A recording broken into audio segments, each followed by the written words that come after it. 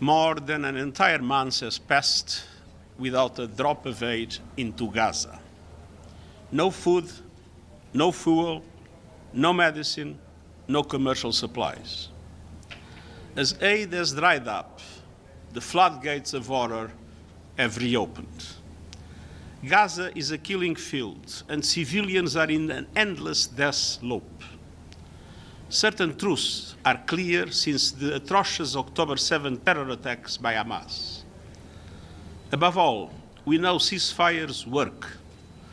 The ceasefire allowed for the release of hostages. The ceasefire ensured the distribution of life-saving aid. The ceasefire proved that the humanitarian community can deliver. For weeks, guns fell silent, obstacles were removed, looting ended, and we were able to deliver life-saving supplies to virtually every part of the Gaza Strip. That all ended with the shattering of the ceasefire. Hope sank for Palestinian families in Gaza and families of hostages in Israel. And I was reminded yesterday when I met again with hostage families. And that is why I've consistently been pushing for the immediate and unconditional release of all hostages, a permanent ceasefire, and full humanitarian access. In times like these, we must be crystal clear about the situation. With crossing points into Gaza shut and aid blockaded, security is in shambles and our capacity to deliver has been strangled. And as the heads of UN humanitarian organizations declared in a joint statement yesterday, and I quote, assertions that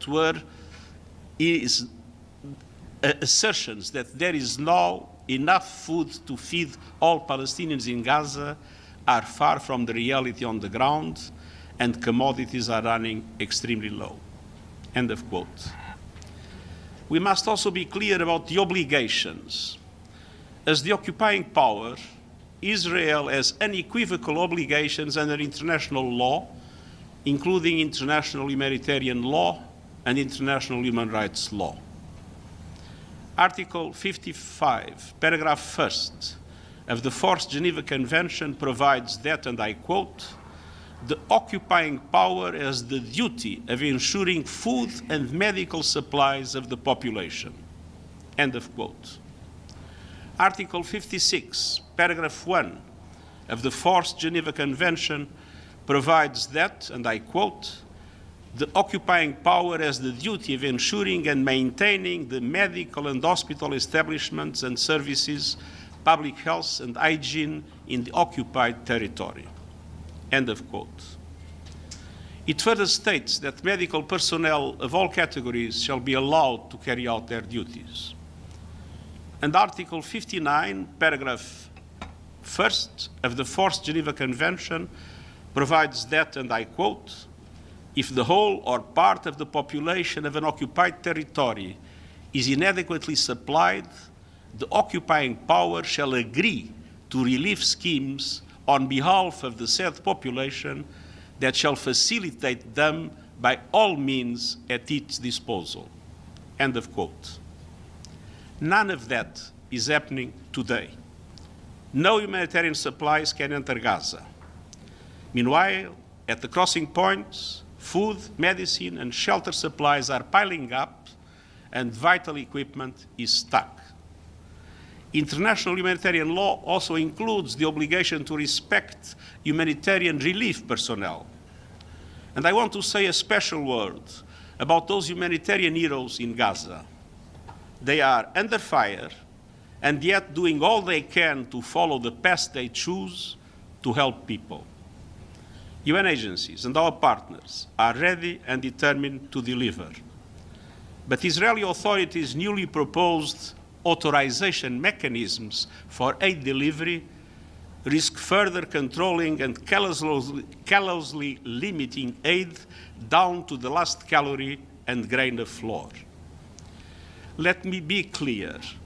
We will not participate in any arrangement that does not fully respect the humanitarian principles, humanity, impartiality, independence, and neutrality.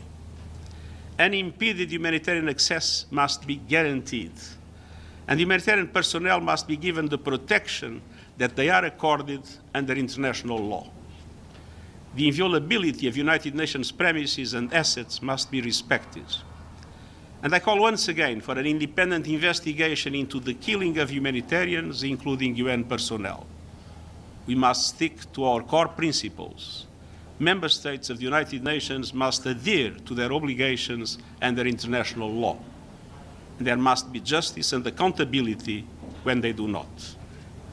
The world may be running out of words to describe the situation in Gaza, but we will never run away from the truth. The current path is a dead end, totally intolerable in the eyes of international law and history. And the risk of the occupied West Bank transforming into another Gaza makes it even worse. It is time to end the dehumanization, to protect civilians, release the hostages, ensuring life-saving aid, and renew the ceasefire. Thank you. Sarife? Thank you for the opportunity. Secretary General, this is Sherif Hitchetson from another agency. I actually have a question about the press conference between Prime Minister Netanyahu and President Trump yesterday. If you may recall, they once again reiterated President Trump's vision to relegate the Gazans to countries who are willing to take them. So I just want to know if you think this is forced displacement, and isn't that a war crime? And if I may just ask one additional question. Prime Minister Netanyahu, actually in a rather pitiful way, said that the Gazan people are locked in Gaza. And I just want to know, in your opinion, who is locking the Gazan people in there? For example, is the UN able to, carry out urgent medical evacuations if they want to? Is this a possibility right now in Gaza? Thank you. Palestinians must be able to live in a Palestinian state side by side with an Israeli state. That is the only solution that can bring peace to the Middle East. Medical evacuations are absolutely essential, and everything must be done to increase the number of medical evacuations. And forced displacement? Sorry? Forced displacement? I mean, sending the Gazan people to other countries? As I said, Palestinians have the right to live in Palestine, in a Palestinian state, side by side with the Israeli state. To be forced to be moved away is something that is against international law. Thank you very much, Mr. Secretary General. As I'm sure you have been reading, President Trump has imposed widespread tariffs on almost every country in the world. I wonder if you could give us your reaction to this, and are you concerned that this could lead to a global economic recession?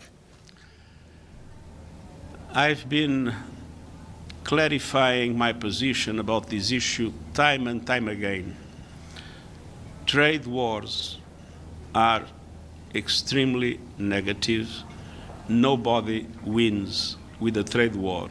Everybody tends to lose. And I'm particularly worried with the most vulnerable developing countries, in which the impact will be more devastating. I sincerely hope that we will have no recession, because a recession will have dramatic consequences, especially for the poorest people in the world. Gabriel? Mr. Secretary General, Gabriel Elizondo from Al Jazeera English.